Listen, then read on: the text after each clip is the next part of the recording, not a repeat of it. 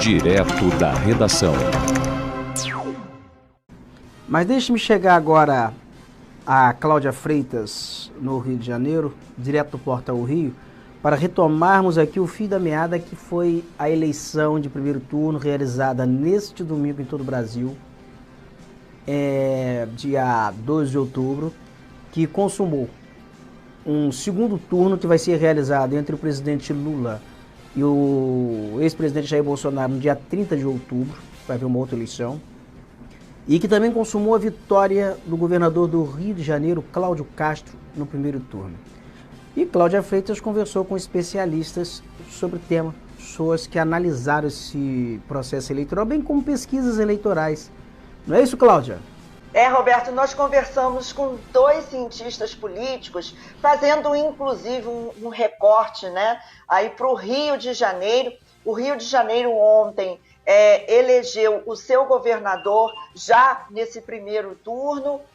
O governador Cláudio Castro foi reeleito com quase 60% dos votos válidos. A vitória de Castro foi confirmada às 8h45 da noite, já com um pouco mais de 91% das urnas apuradas.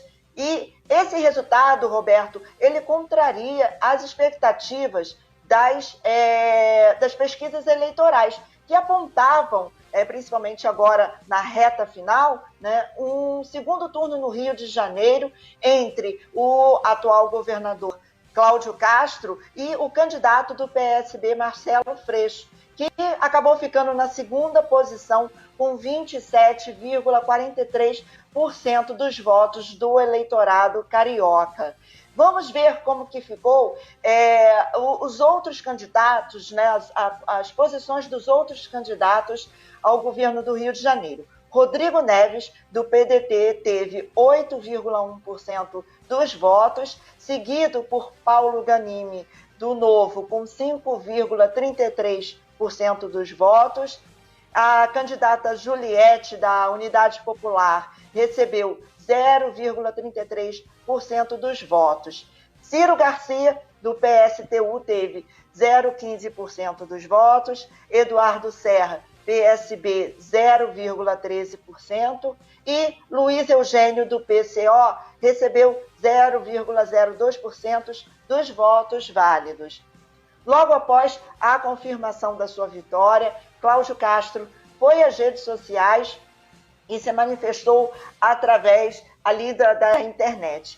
Ele postou a seguinte mensagem: quero agradecer de coração a confiança e a esperança de milhões de fluminenses depositaram no meu nome. Hoje, o povo do Rio de Janeiro mostrou com o seu voto que aprova o caminho que estamos trilhando. Dentre as propostas, Roberto, para essa nova gestão do governador Cláudio Castro, ele quer gerar para o Estado milhões de empregos formais, quer também implementar o sistema metroviário, estendendo uma nova linha até a Baixada Fluminense e também implementando a linha 3, ligando o centro do Rio de Janeiro a Niterói e São Gonçalo, além de ampliar o programa Segurança Presente e também fazer reformas em postos de saúde, na rede de saúde do Estado.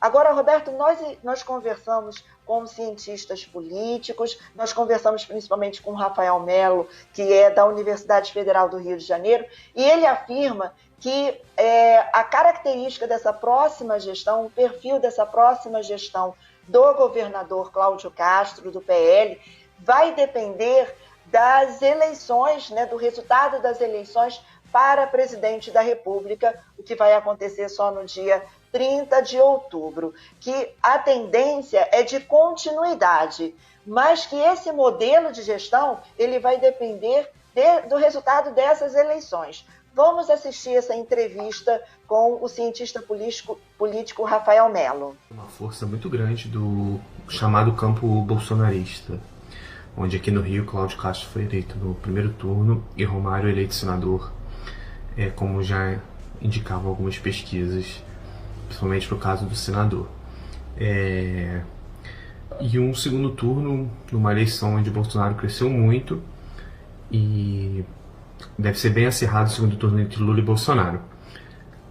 O cenário para o Rio de Janeiro nessa conjuntura se dá muito pelo aspecto de continuidade, mas vai depender muito de quem foi eleito presidente agora no segundo turno, essas relações, como o Cláudio Castro vai se dar, de uma continuidade do modelo atual, ou, caso Lula vença, como o governador vai negociar as suas bases de sustentação e suas bases de influência para benefício do Rio de Janeiro e em consonância com os programas e o governo um pouco mais voltado para a área social que Lula deve fazer. Então vai depender um pouco ainda aí de como vai ser esse comportamento daqui para frente do governador Cláudio Castro para os próximos anos no Rio de Janeiro. Depende um pouco da eleição nacional e também depende de como vão desenrolar todos os processos e acusações que recaem sobre o governador. Então ainda não conseguimos ter essa clareza. Depois do dia 30 de outubro a gente vai ter mais como visualizar essa sequência de governo Castro. Em relação à eleição nacional, está tudo entreaberto, está tudo muito aberto, melhor dizendo, porque o bolsonarismo foi o grande vencedor das eleições nacionais também. Uma surpresa grande em São Paulo, que as pesquisas não apontavam para essa tendência de crescimento do bolsonarismo através do Tarcísio. Então a gente ainda não tem como ter um parâmetro muito certo do que vai acontecer. Se a gente olhar o olho frio de números, o Lula tem uma chance maior de vitória, mas na política isso varia muito conforme as construções da conjuntura, e o bolsonarismo cresceu muito, o Bolsonaro veio muito forte para o segundo turno, então tem uma chance maior de vitória, mas na política isso varia muito conforme as construções da conjuntura, e o bolsonarismo cresceu muito, o Bolsonaro veio muito forte para o segundo turno, então isso vai ter influência direta no Rio de Janeiro, sem dúvida alguma. Vai depender ainda desse resultado para sabermos como o Castro vai se posicionar. De toda forma, é certo que é um governo de continuidade, basicamente, das políticas implementadas por Cláudio Castro até agora, de um combate mais direto, uma chamada guerra às drogas, que tem chacinado muitas pessoas, então isso deve ser uma política de continuidade no Rio de Janeiro. E também tem que ver como vai ficar a nova configuração da LERJ, que ainda não está tão clara, mas a tendência também é que Cláudio Castro tenha a maioria na LERJ, o que facilita bastante a governabilidade dele. Então, mais ou menos é esse o panorama que fica até agora, aguardando um pouco mais agora essa questão das bancadas, como vão ficar, para a gente poder analisar com mais calma as tendências para o segundo turno e daqui para frente para o Rio de Janeiro. Roberto, nós conversamos também com o doutorando em História, Política e Bens Culturais da Fundação Getúlio Vargas, o Guilherme Galvão Lopes, e ele comentou sobre o aspecto que nós falamos há pouco, sobre essa margem de erro das pesquisas eleitorais. E aí, a partir daí, ele cita até de outros estados também, não só do Rio de Janeiro, e numa conjuntura nacional. Vamos assistir. Sobre o resultado das eleições do último domingo, é importante que a gente fale sobre as pesquisas eleitorais. E antes que algumas pessoas queiram desacreditar as pesquisas, é fundamental que a gente fale sobre a dinâmica do voto na atualidade. A escolha, o processo de escolha do voto, principalmente nos últimos dias de campanha eleitoral, é algo que as pesquisas, os institutos, eles não conseguem ainda mensurar, porque ele se dá através das redes sociais, principalmente a partir do WhatsApp, do Facebook e também do YouTube. Então, esse processo de escolha do voto, ele está cada vez mais um voto de véspera das eleições. Então, acaba sendo muito difícil para os institutos de pesquisa que essa escolha seja mensurada. Por isso que, em alguns locais, nós temos algumas disparidades entre o que foi apontado nas pesquisas e o resultado final das eleições. Posso dar alguns exemplos, como o próprio Rio de Janeiro, onde Cláudio Castro foi reeleito no primeiro turno, com uma margem muito grande, muito além do que se imaginava, era esperado um segundo turno. Aconteceu também no Ceará, onde o candidato Eumano de Freitas ganhou no primeiro turno, com 53% dos votos. Também se esperava um segundo turno com o candidato do União Brasil, que era o capitão Wagner. E isso também aconteceu em São Paulo, quando o candidato Tarcísio, ele do Republicanos, apoiado por Bolsonaro, virou, né, o voto, virou a colocação no resultado final sobre o candidato Fernando Haddad do PT, que as pesquisas apontavam ele como o primeiro lugar.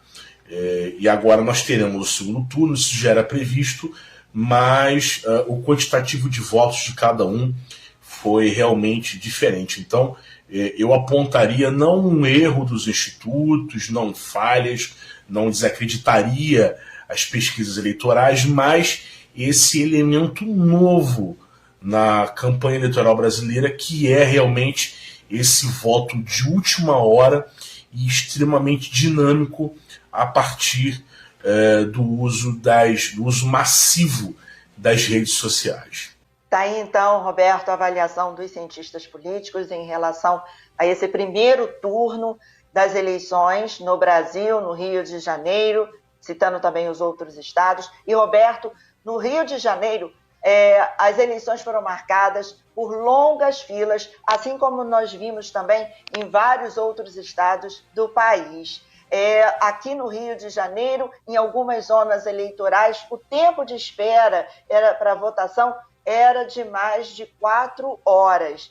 Quando os portões se fecharam às 5 horas da tarde, em muitas zonas eleitorais ainda haviam eleitores aguardando para votar. Eles receberam uma senha para poder acessar a sua sessão depois desse horário, então, de 5 horas da tarde. Nos municípios de Duque de Caxias, Belfor Roxo, na Baixada Fluminense, em alguns pontos também da capital e em Búzios, até 9 horas da noite ainda havia pessoas, eleitores, aguardando para votar. E lembrando aí que o Rio de Janeiro é o terceiro colégio eleitoral do país, somos 12.800.000 eleitores aptos a votar.